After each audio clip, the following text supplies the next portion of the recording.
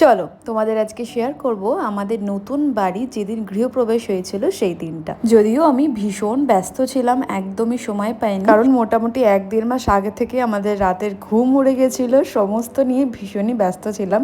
যে যা ছোট ছোট ক্লিপ উঠিয়েছিল সেগুলোই তোমাদের সাথে শেয়ার করছি। দোল পূর্ণিমার দিনই আমরা আমাদের ফ্ল্যাটের পুজোটা করিয়েছিলাম। এটা হলো আমাদের বেডরুমের বেডটা আমরা আনাইনি, যেহেতু পুজো করব বলে। আর এই যে ঠাকুরমশাই দেখছো তোমরা, এনার বয়স প্রায় 86+, কিন্তু দেখে একদমই বোঝার উপায় নেই ওনার পুজো করার ধরন এত ভালো। যেহেতু গৃহপ্রবেশের দিনকে পুজো না হওয়া পর্যন্ত উনুন ধরানো যায় না, তাই মামনি আর চনি সারা রাত ধরে আমাদের পুরনো বাড়িতেই রান্না করেছে, খিচুড়ি, আলুর দম, আরও অনেক রকমের।